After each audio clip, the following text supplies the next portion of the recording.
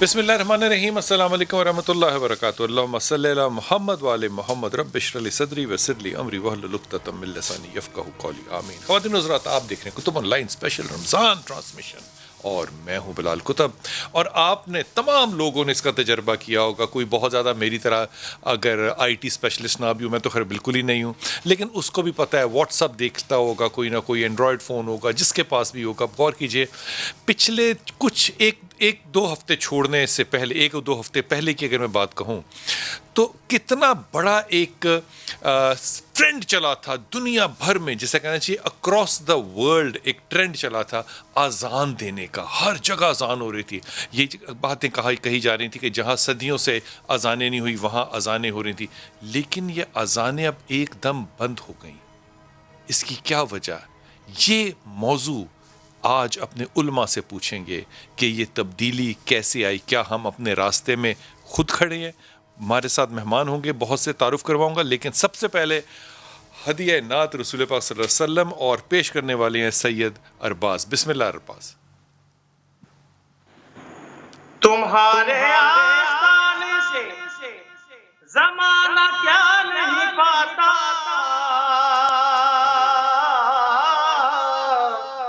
تمہارے آستانے سے زمانہ کیا نہیں پاتا، کوئی بھی در سے خالی مانگنے والا نہیں جاتا۔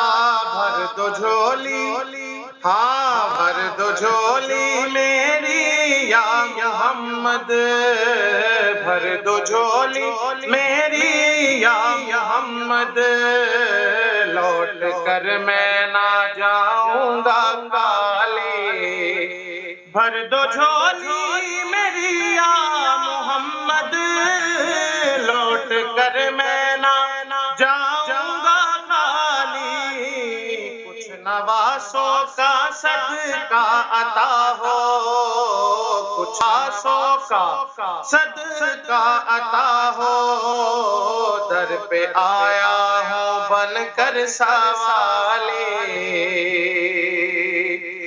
حق سے پائی وہ شان کریمی، مرحبا دونوں عالم کے والی، ہو مرحبا دونوں عالم کے والی، حق سے پائی وہ شان کریمی، مرحبا دونوں عالم کے والی، اس کی قسمت کا چمکا ستارہ، اس کی قسمت کا چمکا ستارہ، جس پہ نظر کرم تم نے ڈالی، اس کی قسمت کا چمکا ستارہ، جس پہ نظر کرم تم نے ڈالی، زندگی بخش دی بندگی کو، آبرو دین حق کی بچا لی، ہو آبرو دین حق کی بچا لی، زندگی بخش دی بندگی کو، آبرو دین حق کی بچا لی، وہ محمد کا پیارا نواسا، وہ محمد کا پیارا نواسا، جس نے سجدے میں گردن کٹا لی، وہ محمد کا پیارا نواسا، جس نے سجدے میں گردن کٹا لی،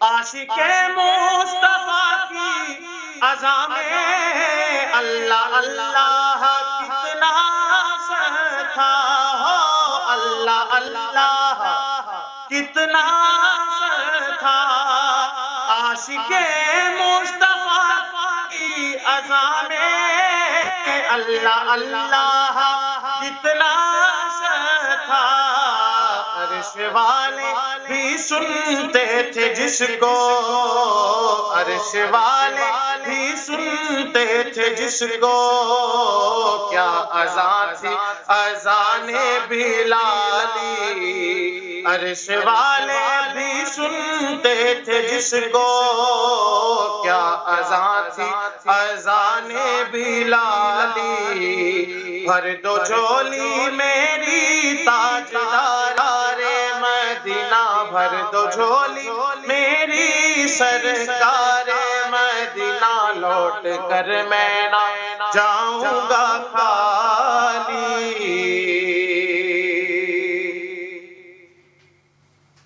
سبحان اللہ، سبحان اللہ، سبحان اللہ۔ شاہ صاحب جیتے رہیے، سلامت رہیے، اور اللہ آپ کی آواز میں اسی طرح نکھار پیدا کرتا رہے، اور آپ اسی طرح میرے نبی پاک صلی اللہ علیہ وسلم کی مدحت جو ہے وہ پیش کرتے رہیں۔ کمال بات ہے۔ ایمانداری سے اپنے دل سے کہیے، کوئی اور بات کرنے کو دل کر رہا ہے؟ بالکل نہیں کر رہا، سوائے اس کے کہ جی چاہتا ہے کہ اب اپنے نبی کی باتیں سنیں۔ جو مرضی صحابی ہو، باذت خدا میرا رسول صلی اللہ علیہ وسلم، جو مرضی صحابی ہو، حضرت ابو بکر ہوں، حضرت عثمان ہوں، حضرت علی ہوں، حضرت عمر خطاب، جو مرضی صحابی ہو، رنگ اور نسل سے بالا، قد سے بالا، کاسٹ سے بالا، قبیلے سے بالا، ہر شخص کی یہ کوئی کوالیفیکیشن نہیں ہے کہ اس کی تعلیم کتنی ہے، اس نے وقت، کوئی کوالیفیکیشن نہیں ہے، کوالیفیکیشن ایک ہی ہے، اللہ کے رسول سے محبت کون زیادہ کرتا تھا، بس۔ اور آج بھی اگر یقین کیجئے، اگر کسی سے اختلاف ہوتا ہے تو وہ اختلاف کسی بد نیتی پہ نہیں ہوتا، صرف اس لیے ہوتا ہے کہ میں یہاں ہاتھ رکھتا ہوں، مجھے لگتا ہے نبی نے یہاں ہاتھ رکھے، کوئی وہاں ہاتھ رکھتا ہے، اس کو لگتا ہے نبی نے وہاں ہاتھ رکھے۔ ہو سکتا ہے دونوں سنتیں ہوں، اور زیادہ تر ایسا ہی ہوتا ہے، ہر سنت کو کر لینا چاہیے، لیکن ہر شخص وہ کام کرنا چاہتا ہے جو سنت ہو، اور وہ اس سنت کو کرنے سے اپنے رسول کے ساتھ محبت کا اظہار کرنا چاہتا ہے۔ یہ الگ بات ہے کہ وہ عبادت کا درجہ سنت لے جاتے، یہ الگ بات ہے، لیکن وہ اپنی محبت کا اظہار کرتا ہے۔ دعا کرتے ہیں انسان ہر وقت کہ یا اللہ میری یہ جو عبادت ہے یہ بالکل ویسی ہو جیسے نبی نے سکھائی تھی۔ اس لیے بہت سے اچھے، سارے ہی اچھے ہیں، کچھ علماء کرام یہ بھی کہتے ہیں کہ دیکھو جو ایک دفعہ بھی سنت رسول نے کی وہ کر لینی چاہیے۔ یہ بڑی میری سمجھ میں بات آتی ہے۔ آج جس موضوع پہ خاص طور پہ بات کریں گے، اس معاشرے کا بڑا کیا کہنا چاہیے، ابھلتا ہوا موضوع ہے بدعت۔ بدعت کیا ہے؟ میں نہیں اس پہ کوئی رائے دے سکتا۔ طاہر اشرفی بھائی ہمارے ساتھ، محمد خان لغاری صاحب ہیں ہمارے ساتھ، قاری عبدالقیوم صاحب ہیں ہمارے ساتھ، اور کچھ دیر میں عمران بشیر صاحب بھی ہمیں جوائن کریں گے۔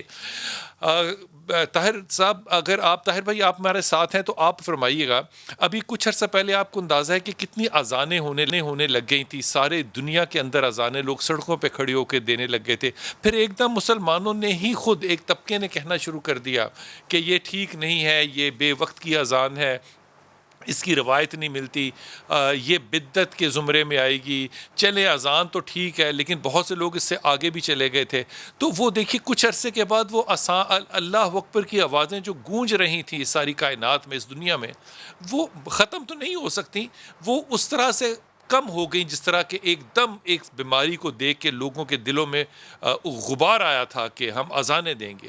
یہ بدعت کا جو ہم نے لفظ اتنی دفعہ سنا، خاص طور پہ سوشل میڈیا میں بڑا استعمال ہوا، لوگوں کے حق میں بھی خلاف بھی، یہ تھوڑا سا ہمیں سمجھا دیجئے، یہ بدعت ایجاد کہاں سے ہوئی ہے کیا، اور اس کا اطلاق شریعت میں کیسے ہوتا ہے؟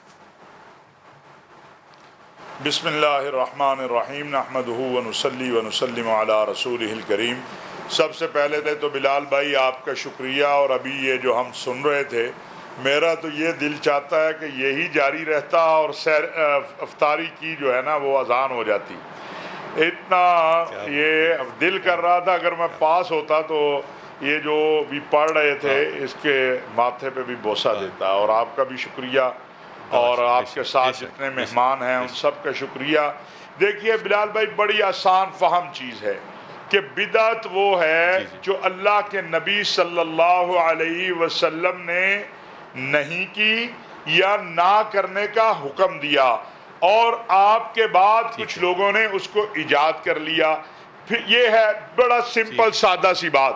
پھر اس میں بدعت سیئہ ہے، بدعت حسنہ ہے۔ بدعت سیئہ یہ ہے کہ جو بالکل ہی قرآن و سنت کے عمل کے خلاف ہے۔ ہاں، یہی میں عرض کرنے لگا ہوں۔ بدعت سیئہ تو وہ ہے کہ جو بالکل ہی قرآن و سنت کے عمل کے خلاف ہے، رسول اللہ صلی اللہ علیہ وسلم کی تعلیمات کے خلاف ہے، اصحاب رسول و اہل بیت کے عمل کے خلاف ہے.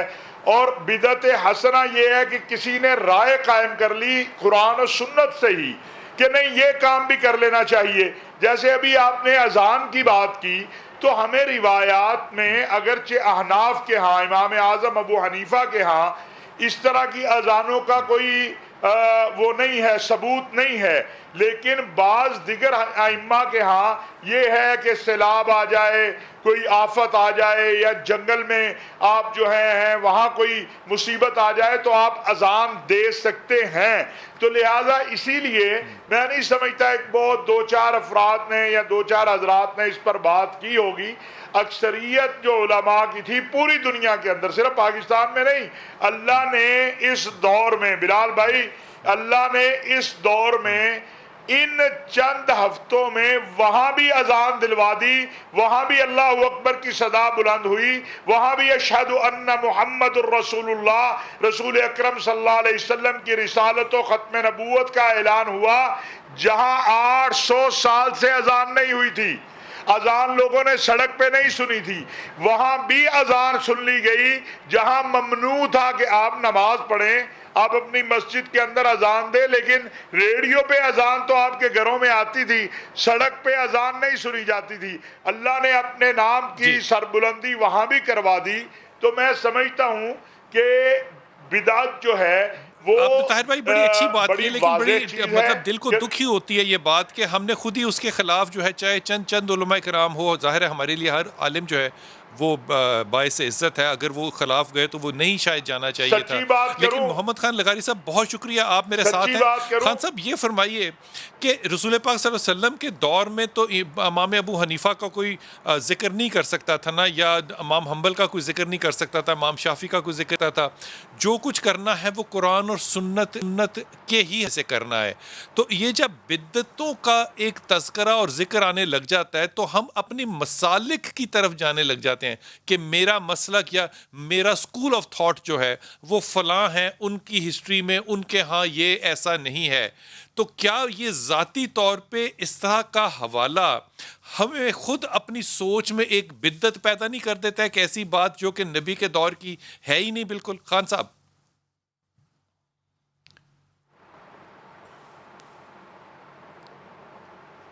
جی، محمد خان لغاری صاحب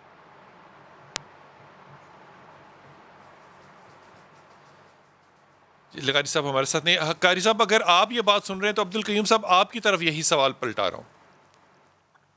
السلام علیکم ورحمۃ اللہ وبرکاتہ. وعلیکم السلام. بلال بھائی، اللہ تعالیٰ آپ کو برکت دے. آپ سما ٹی وی کے ذریعے لوگوں کی رہنمائی کر رہے ہیں.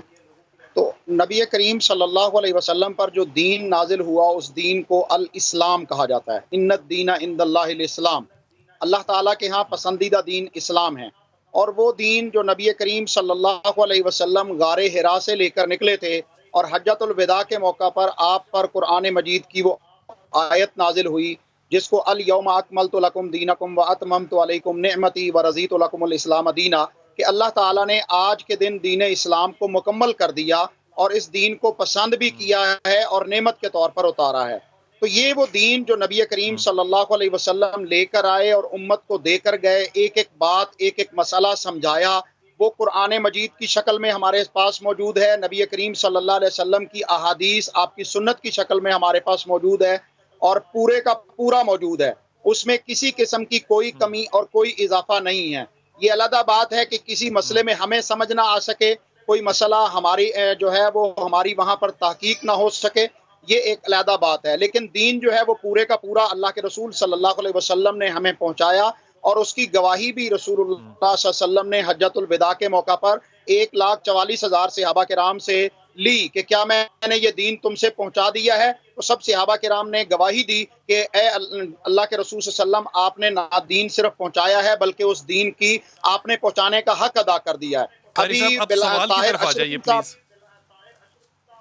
ابھی جو بھائی طاہر اشرفی صاحب بات کر رہے تھے کہ آذان جو ہے وہ پوری دنیا کے اندر گونجی، اور ہمیں آذان سننے پر خوشی ہے، دین کا حصہ ہے آذان. لیکن ہمارا کہنا یہ ہے کہ اذان کو وقت پر ہونا چاہیے، کیونکہ قرآن مجید میں اللہ تعالیٰ نے اذان کے متعلق فرمایا ہے ان الصلاۃ کانت علی المؤمنین کتابا موقوتا، نماز جو ہے وہ مومنوں پر وقت مقررہ پر خاص کی گئی ہے، اور نماز کے لیے بلانے کے لیے اذان کی جاتی ہے تاکہ لوگ جو ہے وہ نماز کی تیاری کریں اور نماز کے لیے مسجد میں پہنچیں۔ تو قرآن میں جس طرح اذان دین کی وقت پہ بات دینے کا کر ذکر رہے آپ ہیں، فرما رہے ہیں کہ کوئی آیا ہے کہ اذان وقت پہ دی جائے؟ جی بالکل، ان قرآن میں تو الصلاۃ کانت نماز علی کا وقت ہے نا المؤمنین کہ وقت. آپ بالکل صحیح کہہ رہے ہیں، وہاں پر نماز کا وقت ہے، لیکن اذان اس کے ساتھ متعلق ہے۔ حدیث میں آتا ہے کہ سیدنا بلال رضی اللہ عنہ نے ایک موقع پر رات کے وقت فجر کی اذان کہنی تھی اور وقت سے پہلے بھول کر انہوں نے اذان دے دی، تو اذان کا ٹائم نہیں ہوا تھا۔ نبی کریم صلی اللہ علیہ وسلم کو پتہ چلا تو آپ نے سیدنا بلال رضی اللہ عنہ کو پیغام بھجوایا کہ جائیے دوبارہ بآواز بلند کہیے کہ ابھی اذان کا ٹائم نہیں ہوا، بندہ بھول گیا ہے۔ تو انہوں نے دوبارہ جا کر ان الفاظ کو دہرایا کہ بندہ بھول گیا ہے، ابھی اذان کا ٹائم نہیں ہوا۔ تو یہ تو دین ہے، آپ جو دین کی بات کر رہے ہیں تو دین جو ہے وہ مکمل یعنی ہو کہ گیا، اور اذان کے اس کا اندر جو کوئی ہے وہ ایسی غلطی کا اعتراف کر لینا جو آپ سے ہو گئی ہو وہ بھی اذان کا ہی حصہ ہوگا، یہی فرما رہے ہیں آپ؟ جی، وہ اذان کے اندر اگر آپ غلطی کر بیٹھے ہیں تو اس غلطی کا ادراک بھی آپ اذان کے اندر کر سکتے ہیں، جیسا کہ سیدنا بلال درست ہے رضی بات. اللہ عنہ نے بآواز بلند پھر اعلان کر کے کہا۔ تو جیسا کہ امام ٹھیک، ابو حنیفہ رحمہ اللہ یعنی کہ تعالی اذان علیہ، کے امام مالک الفاظ جو رحمۃ ہیں اللہ قاری تعالی صاحب پھر علیہ، وہ حتمی طور پہ متعین تو نہ ہوئے نا؟ بارش میں اگر روکنا ہے تو روکا جا سکتا ہے، کوئی غلطی ہوئی ہے تو کہی جا سکتی ہے، وہ ایک آواز ہے جس میں کہ بلانا ہے، الفاظ متعین نہیں ہے کہ یہی الفاظ ہوں گے۔ بلال بھائی الفاظ اذان کے متعین ہیں اور یہ مسنون ہیں، اللہ کی طرف سے نازل شدہ ہیں۔ زید بن عبد ربی ہی صحابی رسول ہیں جن کو اللہ تبارک و تعالیٰ نے یہ الفاظ سنوائے خواب کے اندر، اور انہوں نے نبی کریم صلی اللہ بخاری علیہ شریف وسلم میں کو آ حضرت کر وہ بلال الفاظ، حبشی کہتے ہیں کہ میں نے وہ کہا جو اللہ نے میرے دل میں ڈالا اور مجھ سے کہلوایا، بخاری شریف. زید بن عبد ربی ہی اس حدیث کے راوی ہیں، وہ کہتے ہیں کہ مجھے اللہ تعالیٰ نے خواب میں یہ دکھایا اور پھر رسول اللہ صلی اللہ علیہ وسلم نے اس کی تصدیق کر دی، تو گویا وہ دین ہو گیا۔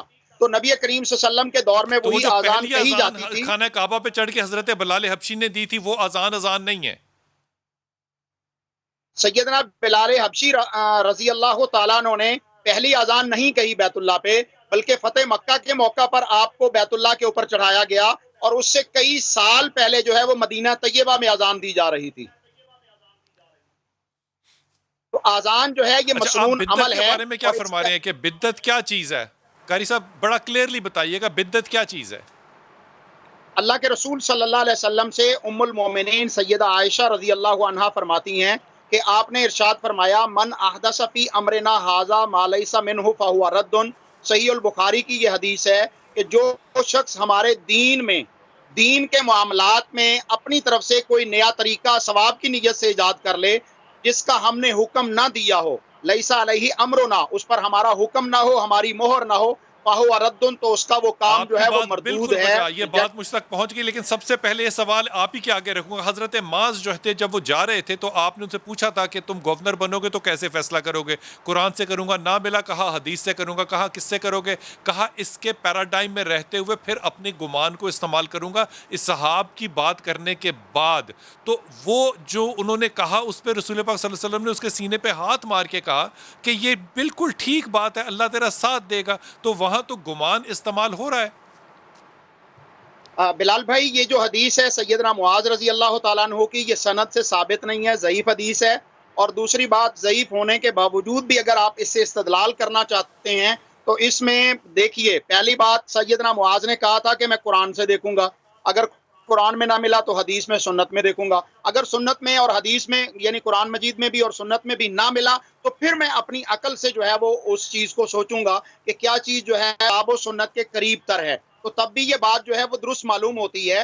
ہم تو یہ کہتے ہیں کہ کتاب و سنت سے قیاس کر لینا، ایک مسئلہ ثابت نہ ہو اور کتاب و سنت پر پیش کر کے اس کی تھیم سے لے کر، اس کی روح سے لے کر، اس کی اسپرٹ کے یہ سر، مطابق جو ہے یہ وہ مجھے ایک مسئلہ جملہ بیان کر دینا بتائیے گا، یہ بدعت نہیں ہے۔ میں سب سے پوچھوں گا، یہ جب آپ کہتے ہیں ثابت، یہ ثابت سے کیا مراد ہوتی ہے؟ ثابت سے کیا مراد ہوتی ہے؟ اس کی جو چین ہے، سند جو راوی بیان کرنے والا ہے اس کے اندر پرابلم ہوتا ہے، وہ سند آپس میں متصل نہیں ہو سکتی، کہیں پر جو ہے وہ انقطاع ہوتا ہے، ملاقات نہیں ہوتی، یا کسی راوی تو کا جو سر ہے وہ حافظہ بخاری درست نہیں شریف، ہوتا، مسلم یا اس شریف، راوی ماجہ شریف، اس کے بعد ساری 6 کی 6 کتابیں، یہ جو ساری کتابیں ہیں ان میں سند کے اندر تو بہت سے مسالک کے اندر مسائل ہیں نا؟ اچھا، پہلی بات یہ ہے کہ جو صحیح البخاری ہے اس کے اندر کسی مسلک کو کوئی مسئلہ نہیں ہے، اس کی تمام احادیث جو صحیح سند کے ساتھ ہیں وہ بالکل درست ہیں۔ اسی طرح صحیح مسلم شریف کی کتاب جو ہے اس کے اندر بھی تمام احادیث درست ہیں۔ اہل سنت کے جتنے بھی فرقے ہیں، جتنی بھی جماعتیں ہیں، تمام کے نزدیک یہ 2 کتابیں جو ہے وہ صحیح ہیں، اور باقی ہو گیا ترمذی، ابو داود، نسائی، ابن ماجہ، ان کتابوں کے اندر غالب احادیث صحیح کی ہیں، اور ان میں کچھ روایات ضعیف بھی ہیں بلکہ کچھ تو اس کا موضوع بھی ہیں، مطلب آپ نے جب کیونکہ بھی ان کوئی کے بات ثابت کرنی ہے تو مسلم اور بخاری سے کرنی ہے، وہاں پہ کوئی ضعیف حدیث نہیں ہے، یہی فرما رہے ہیں آپ؟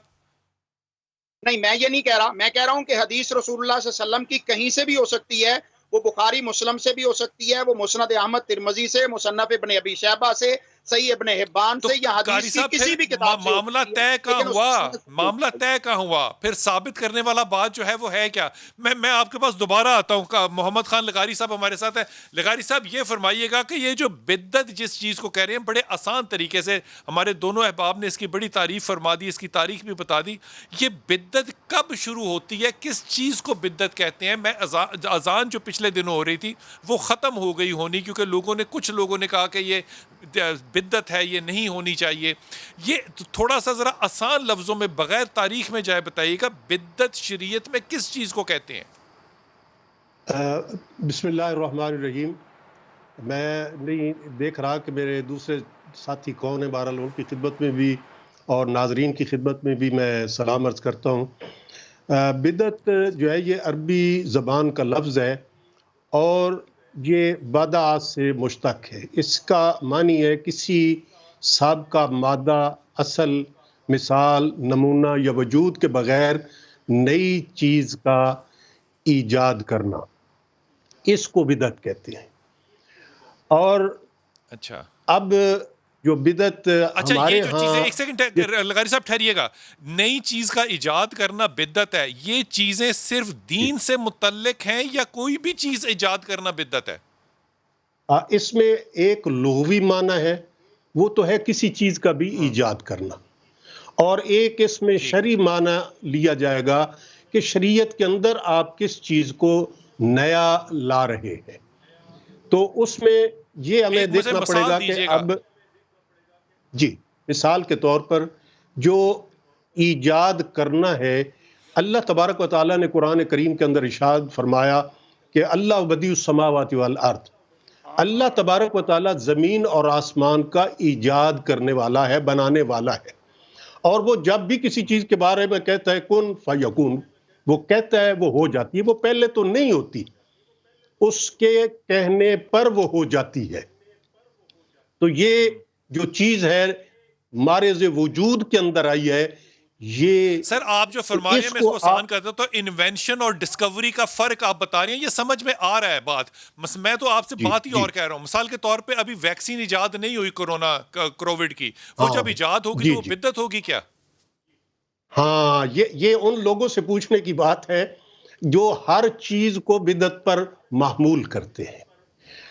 دین کے اندر بعض چیزیں ایسی ہیں، مثال کے طور پر آپ دیکھیں کہ ہم نے ان کے اندر کوئی ضروریات کے اندر دین اس کا نیا کو مسئلہ شامل، نکالنا یہ بدعت ہے۔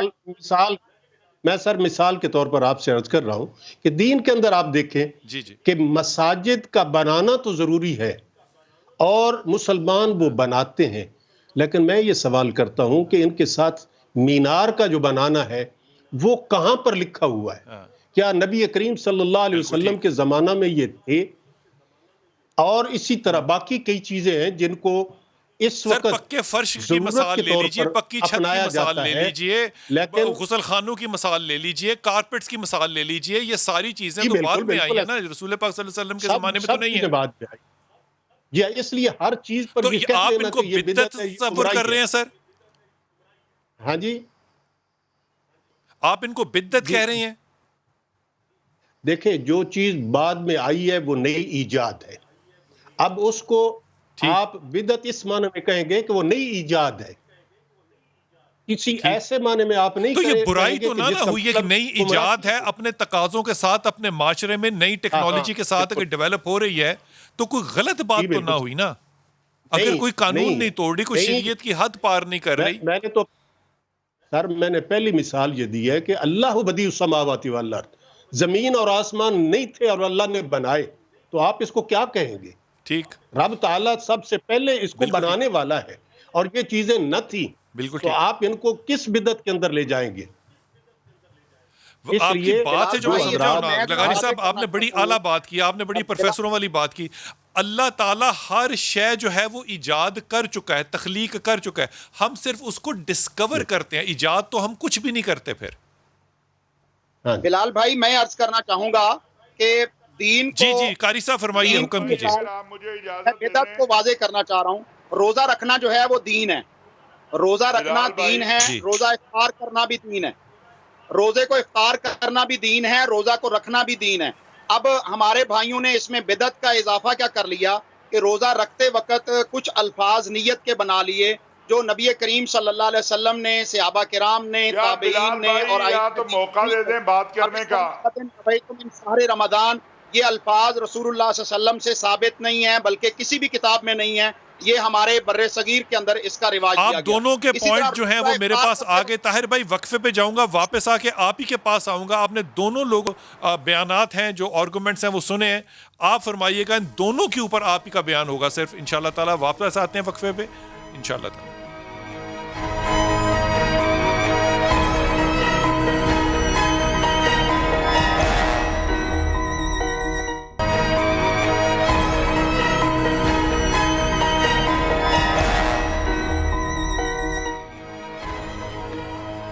بسم اللہ الرحمن الرحیم. طاہر بھائی آپ کی طرف آتا ہوں. آپ کو میں نے وقت بڑا کم دیا. مجھے بتائیے کہ میں نے یہ باتیں سنی، آپ نے بھی ساری سنی.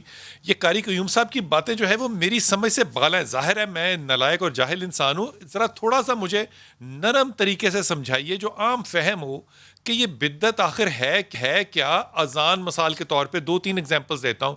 بارش میں اذان دینا، بچے کے کان میں اذان دینا، ان چیزوں کو ثابت کہاں سے کرتے پھریں؟ نیک چیزیں ہیں، اچھے عمل ہیں، کرنے میں کیا برائی ہے اس میں؟ پہلی بات تو یہ ہے کہ میرا خیال ہے میرے سے اور قاری صاحب سے تو اللہ تعالیٰ نے آپ کو فہم ادراک دنیاوی اعتبار سے بھی زیادہ دیا ہوا ہے اور دینی اعتبار سے بھی. یہ میں اعتراف کرتا ہوں، میں تو طالب علم ہوں. دوسری بات یہ ہے کہ آج کے مولوی سے امام شافعی رحمۃ اللہ علیہ جو ہیں وہ بہت زیادہ علم والے تھے. لہذا امام شافعی کے ہاں ایسے اوقات میں کیا بات ہے. جب کہ اس طرح کا وقت آ جائے کہ جیسے کوئی آفت آ گئی، کوئی زلزلہ آ گیا یا جنگل میں آپ بھٹک گئے، تو ان کے ہاں ایسے اوقات میں اذان دینا مستحب ہے. ہم احناف کے ہاں یہ اذان نہیں ہے.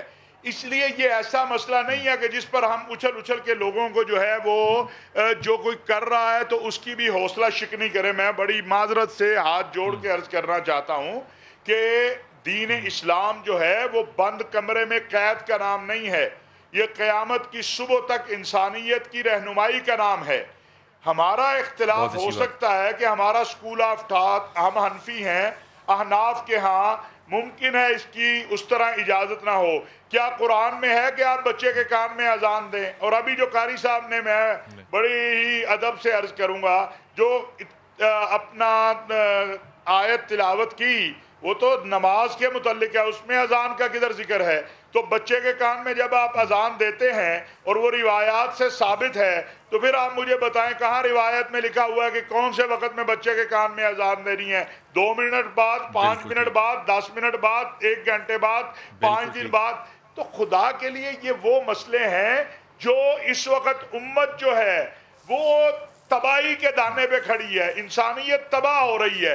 اگر اس میں کچھ لوگوں نے یہ عمل شروع کیا کہ آؤ اپنے اللہ کی طرف رجوع کریں، آؤ اپنے اللہ کو منا لیں، ہو سکتا ہے ہمارا رب جو ہے اللہ اکبر کی صدا سن کے مان جائے ہماری بات، وہ ہم سے ناراض ہوا ہے تو ہم تلوار پکڑ لیں گے، تیرا سر اتار دینا، تو نے اذان دینے کی بات کیوں کی ہے؟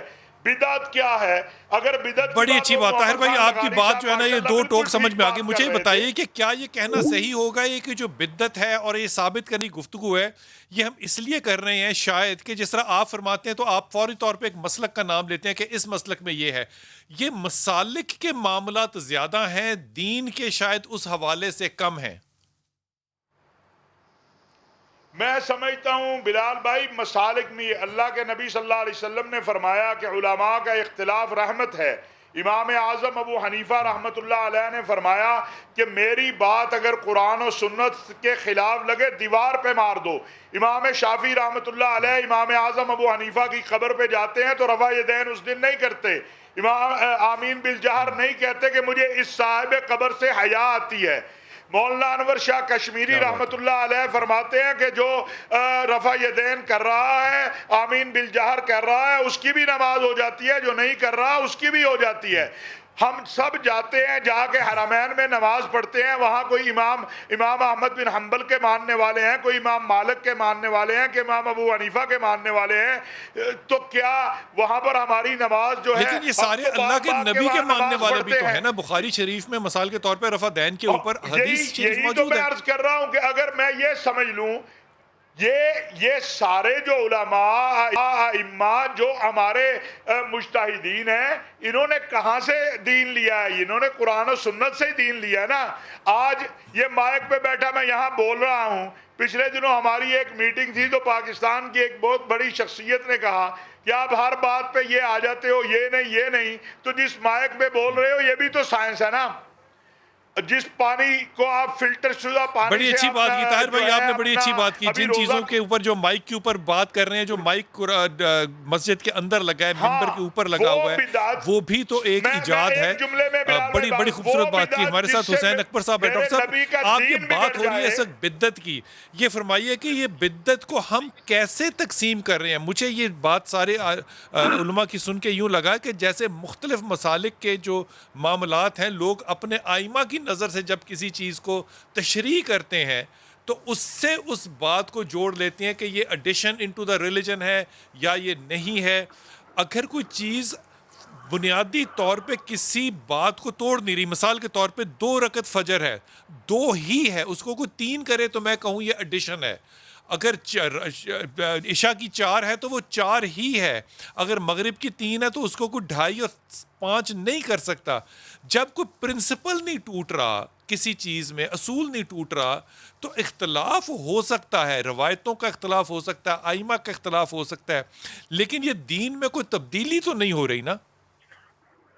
बिस्मिल्लाहिर्रहमानिर्रहीम, बहुत बहुत शुक्रिया। सबसे पहले तो मैं ये बताना चाहता हूँ कि बिदअत कहते किसे हैं। जी, हर वो काम जो कुरान और सुन्नत में जिक्र ना हुआ हो उसको अंजाम देना सुन्नत समझ के या हुक्म खुदा समझ के वो बिदअत कहलाएगा। और अगर मैं हुक्म खुदा या सुन्नत ना समझ के करूं तो? अब ये दूसरा पहलू आ गया। हमारे पास कुलिया कायदा मौजूद है कि हर वो चीज जिसके बारे में तुम्हें हलाल और हराम होने का इल्म और हुक्म मालूम ना हो वो तुम्हारे लिए जायज है। ठीक, उसके लिए हुक्म जवाज जारी होगा। ना आप उसको हराम कह सकते हैं, ना उसको आप वाजिब कह सकते हैं, वो तुम्हारे लिए जायज है। और जायज काम करना जो है उस पर किसी मसलक में कोई पाबंदी नहीं है। आज़ान की बात हो रही है, अगर हम ये मान लें कि आज़ान के बारे में कोई हदीस नहीं, कोई आयत नहीं, कोई हुक्म नहीं है, तो हुक्म इसका मतलब जो हुक्म मालूम नहीं। तो मैं अगर एक अमल कर रहा हूँ लेकिन उसको सुन्नत करार नहीं दे रहा, उसको हुक्म खुदा करार नहीं दे रहा, तो मेरे लिए वो शरन जायज है। जायज ये नहीं, और है भी वो नेक काम, अल्लाह रसूल का नाम है, ला इलाहा इल्लल्लाह मुहम्मद रसूलुल्लाह है। तो लिहाजा सवाल ये है कि मौलाना साहब ने जो फरमाया है बात हुई है। अब जो है क्या सुन्नत की तारीफ वो ठीक है, मसालिक में इख्तलाफ है। हमारे यहाँ सुन्नत से मुराद कौले मासूम, फेले मासूम, तकरीर मासूम, यानी 14 मासूम हम मानते हैं रसूल खुदा जनाब ज़हरा सलामुल्लाह अलैह और 12 इमाम को। इनका कौल, इनका फेल, इनके सामने कोई काम करे और वो मना न फरमाए, वो सुन्नत कहलाता है। मेरे सामने कोई बुरा काम करे, मुझ पर वाजिब है मना करूं, लेकिन अगर देखूं कि मेरी बात नहीं मानी जाएगी, उल्टा मुझे नुकसान उठाना पड़ेगा, तो मुझ पे वाजिब नहीं है। लेकिन इन अफराद पर वाजिब है कि अगर कोई गलत काम कर रहा है तो उसको रोके, नहीं रोकेंगे तो वो सुन्नत का दर्जा अख्तियार कर जाएगी। तो लिहाजा इस हवाले से सवाल ये कि हर वो काम जिसको मसलन घड़ी मैंने हाथ में पहन ली है, मैं इसको कहूं कि ये मैं बतौर सुन्नत पहन रहा हूं तो फिर तो हराम है जी, क्योंकि ये सुन्नत नहीं है। लेकिन मैं कहता हूँ मेरी जरूरत है, वक्त बताती है, मुझे टाइम टेबल एडजस्ट करने में, तंजीम वक्त करने में आसानी देती है, और कोई हराम को हुक्म मौजूद नहीं, कोई इसके हलाल होने को मौजूद नहीं है, मेरे लिए जायज है। तो लिहाजा हुक्म जवाज तो हर वक्त मौजूद है। इससे कुलिया कहते हैं हर वो चीज, कुल्लो शै लका ताहिर न ततारिफ अन्नहु नजसुन, हर चीज आपके लिए पाक है, यहाँ तक कि तुम्हें इल्म हो जाए कि नहीं ये नजस है। कुल्लो शैन लका हलाल तारिफ अन्नहु हराम, हर चीज कायनात की तुम्हारे लिए हलाल है, यहाँ तक कि तुम्हें हक हुक्म कती मालूम हो जाए कि ये हराम है। तो इसी तरह ये जवाज का हुक्म है कि हर वो चीज जिसके हलाल और हराम होने का तुम्हें इल्म नहीं है। डॉक्टर साहब ये बात बड़ी वाज़ेह आपने बता दी, हलाल और हराम का फैसला अल्लाह ने करना है या अल्लाह के रसूल ने करना है या आपके मसालिक में वो मासूमीन ने करना है, ये बात समझ में आती है बिल्कुल। आपने घड़ी की मिसाल दी, बड़ी खूबसूरत दी। अब यही मिसाल मैं माइक पे, लाउड स्पीकर पे भी लगा सकता हूँ कि जब इसका नफ़ा हो रहा है, मैं लोगों तक पैगाम रसाई कर रहा हूँ, मैं इसको सुन्नत समझ के या हुक्म रब्बी समझ के नहीं कर रहा, मैं इसको एक नेक काम समझ के कर रहा हूँ और वो किसी कायदे को नहीं तोड़ रही, तो मैं उसको एडिशन टू द रिलीजन बिद्दत करार दे दूं कि ये मैंने मजहब के अंदर एडिशन किया है, तो ये ठीक नहीं है। नहीं, कतन सही नहीं, कतन सही, बिल्कुल ठीक है। हाफिज साहब आप इस पे, हाफिज ताहिर अशरफी साहब आप इस पे कोई राय देना चाहें? बात यह है बिलाल भाई के इमाम इब्ने हजर अस्कलानी ने लिखा है कि बिदत है क्या। उन्होंने कहा वो चीज जिसकी असल हमें रसूलुल्लाह सल्लल्लाहु अलैहि वसल्लम के पास से ना मिले, असहाब रसूल और अहले बैत से ना मिले, और फिर उसको आगे दो हिस्सों में तकसीम किया है कि बिदअत हसना और बिदअत सय्या। बिदअत सय्या क्या है कि मैं एक गैर शरई काम करूं और उसे कह दूं कि ये सुन्नत है या ये इस्लाम है या ये दीन है। और एक यानी इस वक्त इस माइक से हम बात कर रहे हैं और ये माइक और ये टीवी जो है आपका करोड़ों लोगों तक ये दीन की बात पहुंचा रहा है, तो मैं आगे इस टीवी को तोड़ दूं कि जनाब ये तो बिदअत है जैसे माजी में हुआ, और अब जो तोड़ने वाले थे अब सबसे आगे बैठे होते हैं। तो खुदा का वास्ता है लोगों को आसान फहम चीज दो कि बिदअत वो है जिसकी कुरान और सुन्नत असहाब रसूल और अहले बैत से कोई नस ना मिले। और अगर आप किसी चीज को कुरान और सुन्नत और असहाब रसूल और अहले बैत से, हाफिज साहब आपने बस दिल जीत लिया ना, आपकी बात ही पहुंच गई। आपने कहा कि जो नस ना मिले कुरान से, रसूल से और अहले बैत से जो नस ना मिले, आपने बात खत्म कर दी। कमाल बात है। मैं सबसे ज्यादा जिस चीज का इस वक्त मुर्तकिद हो रहा हूं वो ये कि ताहिर अशरफी साहब, हाफिज साहब और डॉक्टर हुसैन अकबर साहब की बात एक दूसरे को सपोर्ट नहीं कर रही, वो एक दूसरे को आगे बढ़ा रही है। मैं मोहम्मद खान साहब आपकी तरफ आ रहा हूँ। लगारी साहब, ये जो दोनों हजरात की बल्कि तीनों हजरात की आपने बात सुनी, फैसला यहाँ पे पहुंचा कि अगर आप बदनीयत हैं और उसको दीन बना के पेश कर रहे हैं तो बिद्दत ज़रूर है। अगर आप बदनीयती से नहीं, अच्छी नीयत के साथ कर रहे हैं और वो खिदमत है किसी भी तरह से, चाहे अजान की सूरत में हो, चाहे पैगाम की सूरत में हो, चाहे तस्वीर की सूरत में हो, चाहे माइक इस्तेमाल करने की, टेलीविज़न की सूरत में हो, ये फिर सारे काम दीन की खिदमत में इस्तेमाल हो रहे हैं, तो फिर बिद्दत अच्छी वाली ही है ना। जी, इसमें कोई शक नहीं। इमाम शाफी रहमतुल्लाह ताला अलैह ने बिदत की अक़साम में ये फरमाया कि एक बिदत महमूदा है और दूसरी मज़मूमा है।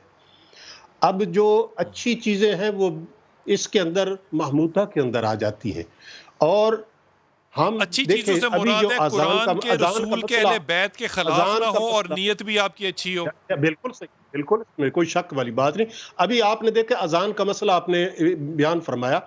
ऑस्ट्रेलिया के जंगलों में आग लगी है और उस आग को बुझाने के लिए मुसलमान वहां पर गए और उन्होंने अजानें कहीं, और अल्लाह तबारक व तआला ने उनकी अजानों को सुना اور وہاں پر جو جنگلوں کے کیا اندر لگی ہوئی مثال آگ دی ہے، تھی وہ واہ۔ ختم ہوئی.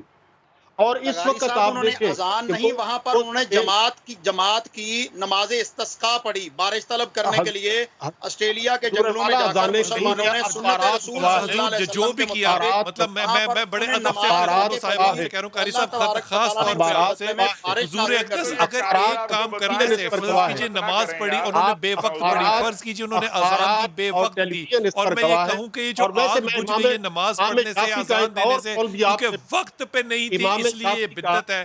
تو میں تو حضرت اپنا امام دشمن شافعی ویسے کا ہی تو ایک اور مسلمان قول خود پیش ہو گیا اذان کرتا نا. نہیں ہوں. ہوئی تھی، وہاں جماعت ہوئی ہے، بلال نماز استسقاء ہوئی ہے.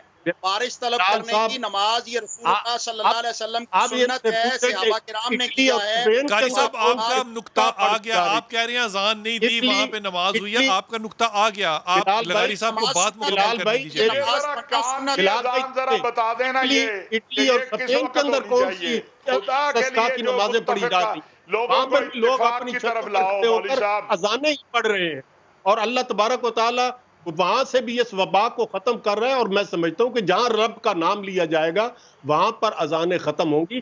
باقی یہ ہماری جو بحث ہے اس کے بارے میں امام شافعی نے یہ ارشاد فرمایا کہ میں نے جب بھی کسی عالم دین کے ساتھ گفتگو کی میں جیت گیا، اور جب بھی میں نے کسی جاہل کے ساتھ گفتگو کی میں ہمیشہ ہارا ہوں.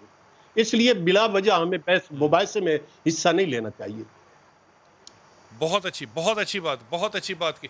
قاری قیوم صاحب بہت شکریہ بلال آپ کا. بھائی یہ اگلے سیگمنٹ بدعت میں کے میرے ساتھ حوالے سے طاہر میں اشرفی ایک صاحب ہوں جملہ گے، کہنا محمد خان چاہتا صاحب ہوں. ہوں گے، انشاءاللہ تعالیٰ ڈاکٹر حسین اکبر بھی ہوں گے. اور آپ کو جو میں موضوع چھوڑ کے جا رہا ہوں، مجھے تھوڑا سا آپ نے سمجھانا ہے کہ ہم جب بات کرتے ہیں، گفتگو کرتے ہیں اور کسی کا ذکر اور تذکرہ کرتے ہیں تو میں کہتا ہوں کہ میری نیت جو ہے وہ بھلائی ہے، اب یہ غیبت نہیں ہے. لیکن اب جب میں کہتا ہوں کہ میں نے اس کی بات اس کی پیٹھ پیچھے کی تو یہ بھائی کا مردہ بھائی کا گوشت کھانا ہے. تفریق کیسے ہوگی؟ اگر میں کروں گا تو وہ غیبت ہے، اگر آپ فرمائیں گے وہ بات چاہے نام لیں یا نہ لیں تو وہ غیبت نہیں، وہ بھلائی ہوگی. مجھے کیسے سمجھ آئے گی یہ تفریق؟ واپس آ کے آپ حضرات سے یہ سوال.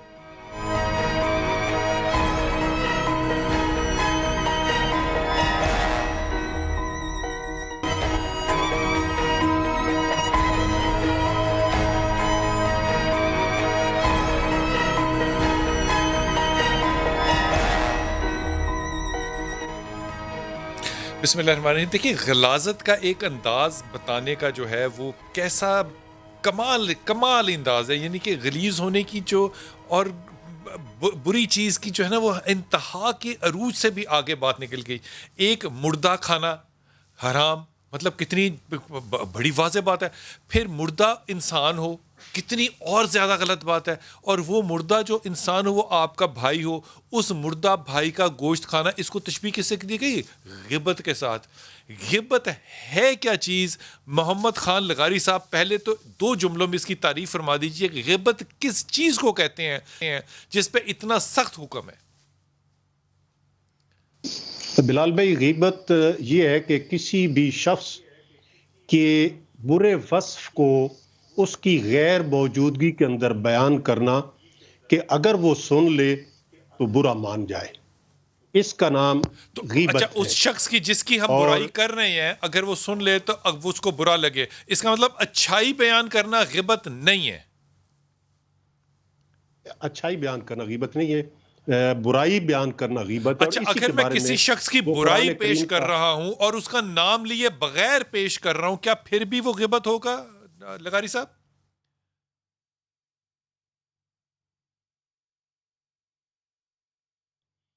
وہ غیبت ہی قرار پائے گی. اور یہ غیبت وہ ایسا غیبت ہی برا قرار پائے گی. عمل ہے جو بدکاری سے بھی برا ہے. اور یہ جب تک جس کی غیبت کی جا رہی ہے وہ معاف نہ کرے، اللہ تبارک و تعالیٰ بھی اس کو معاف نہیں فرماتا. مثال کے طور پہ خدا نہ اور خواستہ یہ میں کہوں کہ وہ ایک شخص ہے جس نے کہ مجھے یہ بات کہی، میں اس کا نام نہیں لینا چاہتا لیکن اس نے بات کی اور یہ میں بات آپ تک پہنچاؤں، آپ کو میں نام نہ بتاؤں فار اینی سیڈ ریزن، تو میں اس شخص کی اپنے دل میں غیبت کر رہا ہوں. اس کے بارے میں تو ایک اور چیز بھی آتی ہے سامنے کہ مجالس کے اندر جو گفتگو ہوتی ہے وہ دراصل امانت ہوتی ہے. کسی بات کو کسی محفل کے اندر کسی بندے نے آپ کے سامنے کی کیا ہے تو یہ اس کی امانت ہے جو آپ کے پاس ہے. آپ اگر اس بات تو کو آپ نے کہہ خیانت رہے کی، ہیں وہ تو اس کو وہ خیانت کے مرتکب بھی ہو رہے ہیں. اس لیے وہ بری بات جو کہی، بہت وہ ہی غیبت تو ٹھیک ہے. اپنی جگہ پر ہے، لیکن اس کے ساتھ خیانت والا جرم بھی ساتھ شامل ہو گیا. ٹھیک ٹھیک ٹھیک، آپ نے خان صاحب بڑی اچھی بات کر دی. طاہر بھائی آپ فرمائیے کہ یہ غیبت جو ہے اس کے اوپر اتنی بری بات کہی گئی کہ یہ ایک تو مردہ ہے، ایک آپ کا بھائی ہے، اور پھر آپ اس کا گوشت کھا رہے ہیں. اور ہمارے معاشرے میں نام لے کے یا بغیر نام لیے ہم ایک دوسرے کے واقعات کو سنا رہے ہیں. پہلے تو یہ بتا دیجئے کہ وہ بری بات ہے اور وہ سچی بات ہے، کیونکہ اگر سچی نہیں ہوگی تو وہ بہتان بھی ہوگا.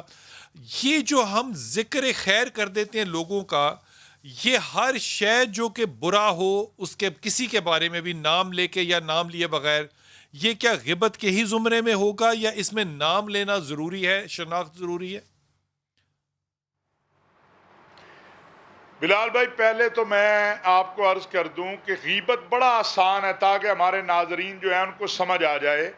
سیدنا ابو ہریرہ رضی اللہ تعالیٰ عنہ سے روایت ہے کہ رسول اللہ صلی اللہ علیہ وسلم سے وہ روایت کر رہے ہیں، اور اس کا مفہوم اس طرح سے ہے کہ بتایا گیا کہ غیبت کیا ہے.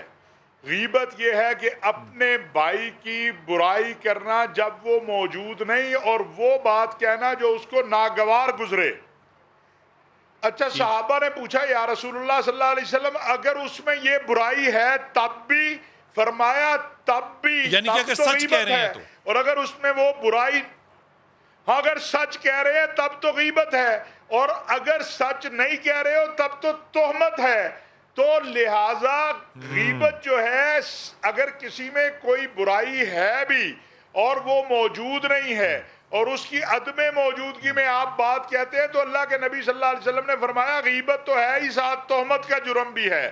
اور آپ کو پتا ہے کہ تہمت جو ہے وہ کیا ہے؟ اگر اس میں سچ، یعنی اس میں برائی نہیں اور آپ نے اس کی برائی کر دی. اور دوسری بات یہ ہے کہ آج کل جس طرح مجالس میں بات ہوتی ہے اور پھر اس بات کو لے کے ہم چل پڑتے ہیں، تو جیسے ابھی لغاری صاحب نے کہا المجالس بالامانہ، مجالس تو امانت ہوتی ہیں، تو وہ تو خائن ہے جو ایک جگہ سے بات اٹھائے دوسری جگہ کرے، دوسری سے اٹھائے تیسری جگہ سے کرے. تو میں اس پہ یہ بات کہتا ہوں، بعض اوقات ایک شخص کی بات جب دوسرے کے پاس کوئی لے جاتا ہے تو میں کہتا ہوں کہ یار بات سنو، اس نے یہ برائی اگر میری کی ہے تو میرے سامنے نہیں کی، یعنی اس نے اتنا تو لحاظ میرا رکھا نا کہ میرے منہ پہ یہ برائی نہیں کی. تو کیسا میرا دوست ہے کہ جو وہ برائی میرے عقب میں، یعنی میرے پیچھے، میرے سامنے میری حیا اور شرم میں نہیں بتا رہا یا کر رہا، تو میرے منہ پہ آ کے کر رہا، تو کیسا میرا دوست ہے؟ تو دوسری بات، جہاں تک اچھائی کی بات ہے، تو بلال بھائی اچھائی کے اوپر دو چیزیں ایسی ہیں جن پہ آپ رشک کر سکتے ہیں، حسد کر سکتے ہیں. ایک ہے جس کو اللہ نے کلام پاک دیا ہے اور وہ اس کلام پاک کے اوپر جو ہے وہ اپنا پڑھتا ہے، اس کے پاس علم ہے، تو آپ اس پہ رشک کریں کہ اس کو اللہ نے کلام اللہ کا علم دیا ہے. اور دوسرا جس کو اللہ نے حافظ جی مال مجھے دیا ہے آپ وہ پہ اللہ کے رشک لیے ہے. خرچ کرتا ہے. اللہ تعالیٰ آپ کو سلامت رکھے اور اللہ مجھے اس قابل بنا دے کہ میں قرآن و آمین. حدیث کا علم جو ہے اور دین کا علم جو ہے وہ سیکھ سکوں اور اس کو بتا سکوں. تو آج ہمارا معاشرہ جو ہے نا بلال بھائی، اسی لیے تو کہا کہ ایحب احدکم، کیا تم میں سے کوئی یہ پسند کرتا ہے کہ وہ ایحب احدکم ان یاکل لحم اخیہ میتا، کہ وہ اپنے مرے ہوئے بھائی کا گوشت کھائے. اللہ نے قرآن میں ایسی مثال دی ہے غیبت کی. اب ہم تو غیبت کو گناہ ہی نہیں سمجھتے، ہم تو کہتے ہیں یہ روٹین کی بات ہے. یہ روٹین کی بات نہیں ہے، آپ کی یہ بات پہنچی بالکل حافظ ٹھیک ہے، طاہر، یہ تو آپ کی زنا بات سے بھی پہنچی. بڑا گناہ ہے. ڈاکٹر حسین اکبر آپ کی طرف آؤں گا. آپ کو ذرا تھوڑا سا تجزیہ میں کنٹمپرری ٹائم کا دوں تو ہمارے ہاں جتنی بھی ٹریننگز ہوتی ہیں، جتنی بھی مینیجیریل خاص طور پہ ٹیچرز ٹریننگ ہوتی ہیں، آڈیو ویژول ایڈز استعمال کرتے ہیں، ہم ہمیشہ لوگوں کی مثالیں دے دے کے ان کی اچھی اور بری باتیں بتا رہے ہوتے ہیں. چلے اچھی باتوں کو نکال دیں، ان کی بری باتیں بھی بغیر ان کی اجازت یا ان کے سامنے ہم ان کو بتا رہے ہوتے ہیں. تو ہم تو اس کو اپنی تعلیم کا حصہ بنا چکے ہیں. کیا میں یہ صحیح سمجھ رہا ہوں کہ غیبت آج ہماری ماڈرن ٹریننگ کا باقاعدہ حصہ ہے؟ شکریہ میرے بھائی. بات یہ ایک تو جیسا کہ میرے پیش رو دونوں ساتھیوں نے غیبت کی تعریف کی کہ وہ برائی جو کسی میں پائی جاتی ہو اور وہ اگر اس کے منہ کے سامنے بیان کی جائے اسے بری لگے اور اس کے پس پشت اس کو بیان کیا جائے تو وہ غیبت کہلاتی ہے, اور اگر وہ ہے ہی نہیں اس میں تو وہ تہمت ہے اور اس کے ثابت نہ کرنے کی صورت میں 80 کوڑے سزا ہے. اور جہاں تک کچھ اقوام عالم, یہاں میں یہ عرض کرنا چاہتا ہوں غیبت کی علماء نے 2 قسمیں بیان کی ہیں. یہ غیبت تو جیسا کہ یہ حرام ہے اور اس کی حرمت کی جو سختی ہے وہ قرآن کریم نے کتنے سخت الفاظ میں اس کو واضح کر دیا ہے. ایک غیبت جو ہے فقہا نے وہ جائز قرار دی ہے اور وہ ایسے بندہ خدا کی غیبت ہے جو اتنا متجاہر بالفسق ہے, سر عام گناہ کرتا ہے, اللہ کے احکام کا مذاق اڑاتا ہے, اس کو منع کیا جائے منع نہیں ہوتا, الٹا ان کو نقصان پہنچاتا ہے. تو شریعت کہتی ہے کہ ایسے شخص کی غیبت حلال ہے. ہو سکتا ہے اسے جب یہ احساس ہو کہ میں شریعت کی نظروں میں اتنا گر گیا ہوں کہ میری غیبت بھی حلال کر دی گئی ہے, تو شاید وہ توبہ کر لے اور وہ کار خیر کی طرف واپس آ جائے. اور ہو سکتا ہے اس کے اس شر سے لوگوں کے نقصان ہونے سے لوگوں کا بچ جائے. دوسری بات جو آپ بتا رہے ہیں, اگر ہم تاریخ کے واقعات کو لیتے ہیں تو اس میں ہمارے سامنے اقوام عالم کی مثالیں موجود ہیں, اچھی مثالیں بھی موجود ہیں, بری مثالیں بھی موجود ہیں, نام کے ساتھ بھی ہیں, بغیر نام کے بھی ہیں.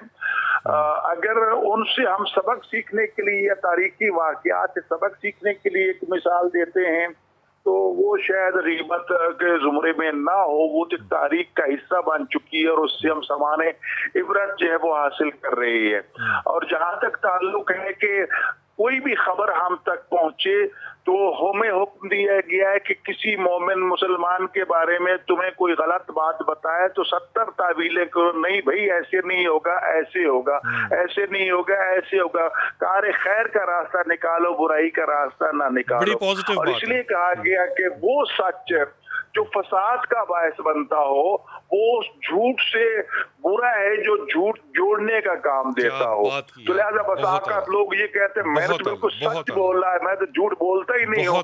تمہارے سچ کی وجہ سے آگ لگ گئی ہے پورے معاشرے میں, اس سچ کا کیا فائدہ.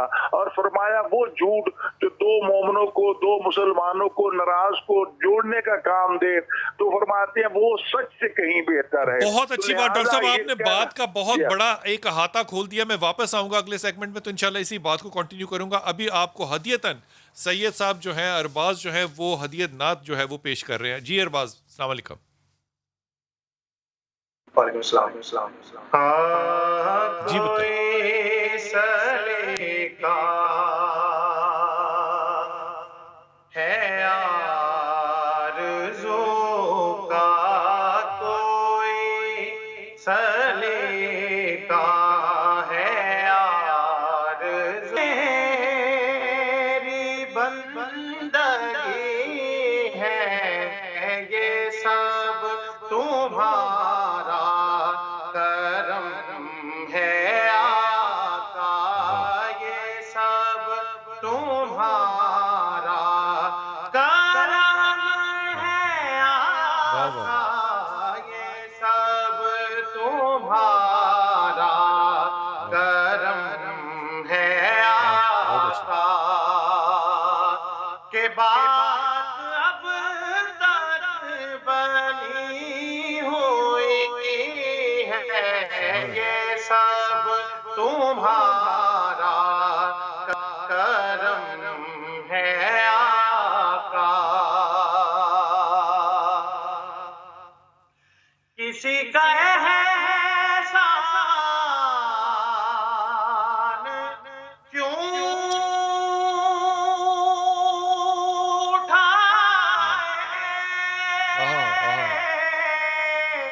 کسی کو حالات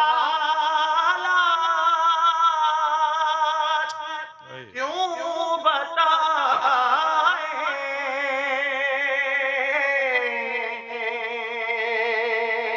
کسی کا احسان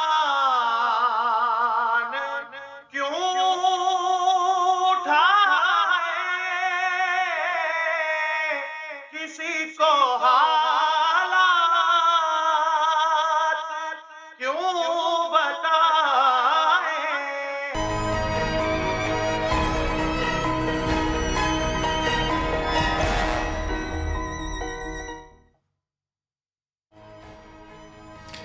بہت سے ہمارے دوست جو ہیں وہ حیدرآباد نہیں جاتے، خاص طور پہ وہ لوگ جو کہ پنجاب کی طرف رہتے ہیں، ان کا حیدرآباد جانا بڑا کم ہوتا ہے۔ کراچی میں اور سندھ کے لوگ جو ہیں وہ حیدرآباد سے زیادہ واقف ہیں۔ حیدرآباد بہت ہستہ بستہ، اللہ تعالیٰ ہمیشہ اس کو ایسے ہی رکھے شہر ہے، لیکن وہاں پہ رہنے والے جو ہیں وہ آج کل کیا ہماری ہی طرح لاہور، اسلام آباد، پشاور کی طرح ہی وکٹمز ہیں ہائی پرائسز کے؟ نہیں، ہمارے ساتھ پون کمار ہے۔ پون، بہت شکریہ آپ کا، آپ ہمارے ساتھ ہیں۔ ایک تو آپ کا نام بہت خوبصورت ہے اور آپ ہمارے ساتھ ہیں۔ یہ فرمائیے کہ حیدرآباد میں کیا صورتحال ہے اجناس کی، پھلوں کی اور سبزیوں کی، اور پھر ان چیزوں کا رمضان سے پہلے اور رمضان کے درمیان بھی ذرا تجزیہ کیجیے گا کہ قیمتوں کا کیا فرق پڑا؟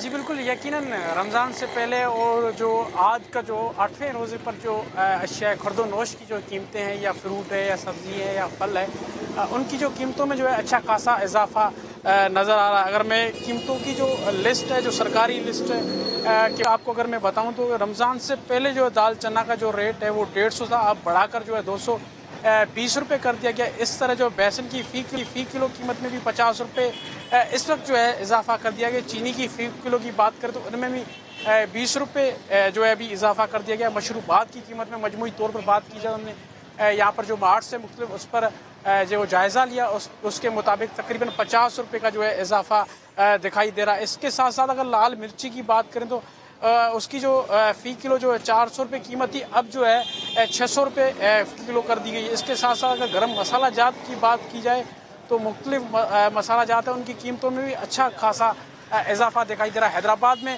آٹے کی قیمت، اب میں بتاتا چلوں کہ رمضان سے پہلے تقریباً جو ہے 40 سے 42 روپے آٹا جو ہے فی کلو فروخت کیا جا رہا تھا، مگر آج جو ہے وہ 60 روپے جو کلو ہے جو فروخت ہو رہا ہے۔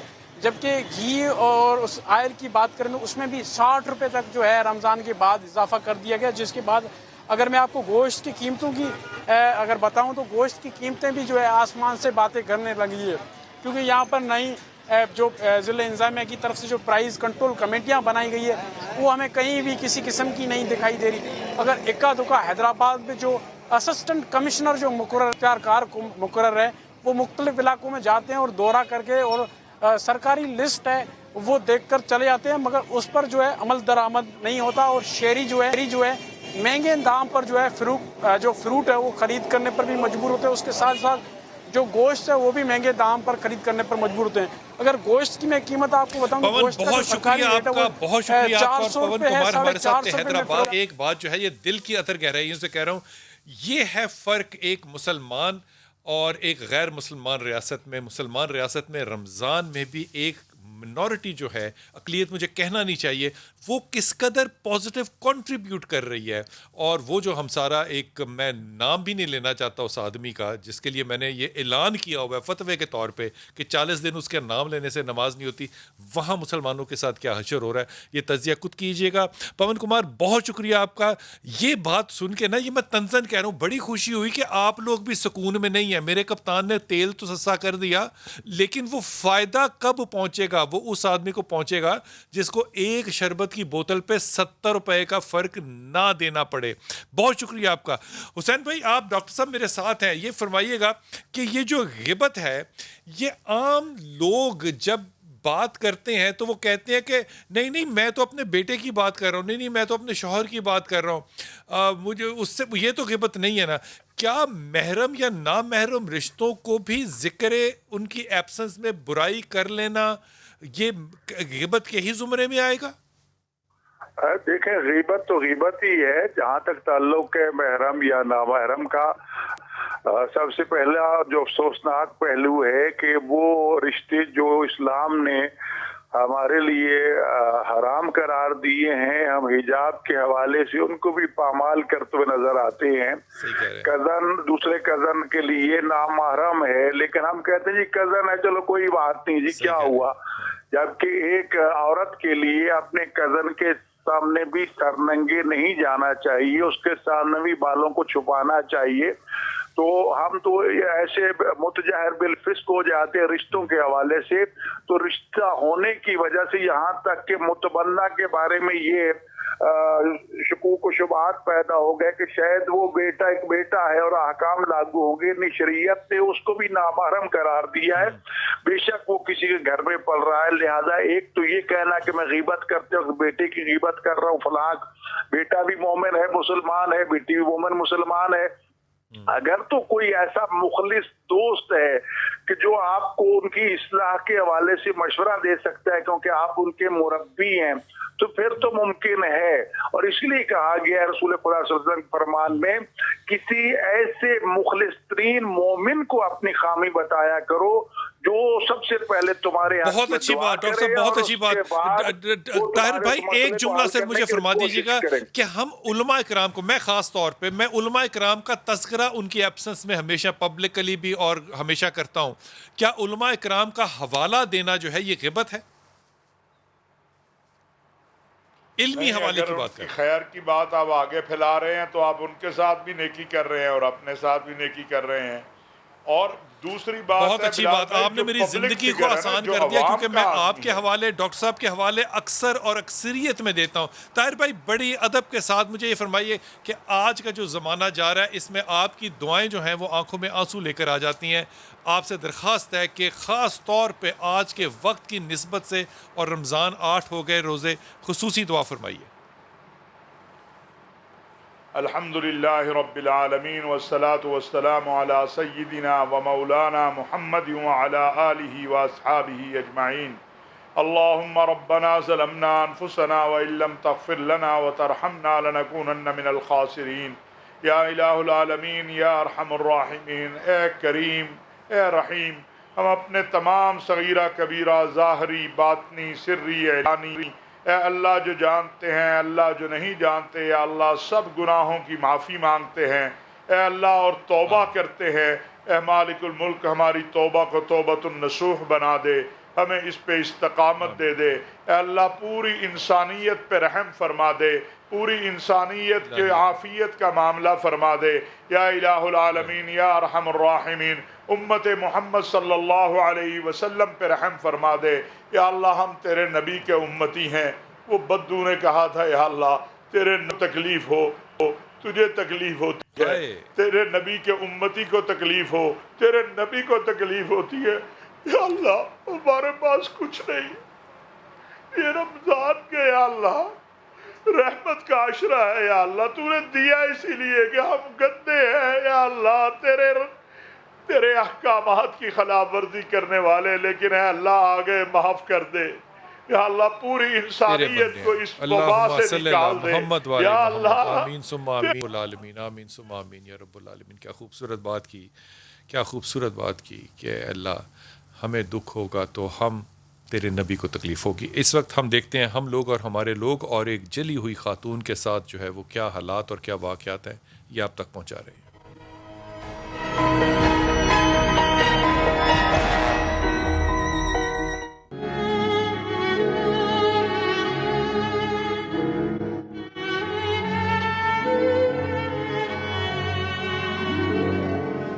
جی ناظرین, ہم لوگ اور ہمارے لوگ میں ہماری کوشش ہوتی ہے کہ ایسے لوگوں سے ملاقات کی جائے جو معاشرے کے ظلم کا شکار ہونے کے باوجود اتنی ہمت رکھتے ہیں کہ حالات کا مقابلہ کرتے ہیں. ایسے ایک خاندان کے ساتھ, ایسی ایک خاتون کے ساتھ, باہمت خاتون کے ساتھ میں موجود ہوں, ان سے بات کرتے ہیں.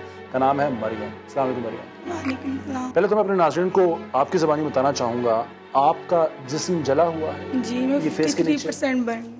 53% آپ کا جسم جلا ہوا ہے, کیسے؟ میرے سسرال والوں نے مجھے جلا دیا تھا.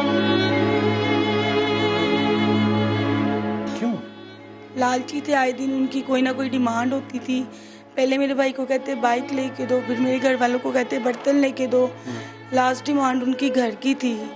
انہوں نے مجھے مار کے گھر سے نکال دیا کہ اپنے بھائی کو گھر لے کے دے, ورنہ یہاں آنے کی کوئی ضرورت نہیں. آپ کے والد نہیں ہیں؟ میرے والد نے دوسری شادی کر لی, وہ ہمارے ساتھ نہیں رہتے. کتنا عرصہ شادی رہی آپ کی؟ میری شادی 1 سال 1 ماہ. اور اس دوران وہ ظلم و ستم کرتے رہے, آپ پہ مار پیٹ کرتے رہے. یہ آپ کا بیٹا ہے ساتھ؟ جی یہ میرا جب بیٹا. انہوں نے آپ کو جلایا تب یہ تھا؟ یہ تب 3.5 ماہ کا تھا جب میری سانس نے مجھے آگ لگائی. اس کو چھت سے نیچے پھینک دیا تھا. اس بچے کو چھت سے نیچے پھینک دیا؟ جی. ایزی چیئر میں بیلٹ لگی ہوئی تھی, نیچے سے مارکیٹ والوں نے اسے پکڑا ہے. میرے پاس پانی تھا, میں پانی اپنے اوپر ڈالنے لگی ہوں, میری سانس نے وہ بھی پانی زمین پہ گرا دیا, اور میں زمین پہ ایسے ہاتھ مار مار کے اپنی کپڑوں پہ لگاتی نہیں ہوں کہ شاید وہ میری آگ بجھ جائے.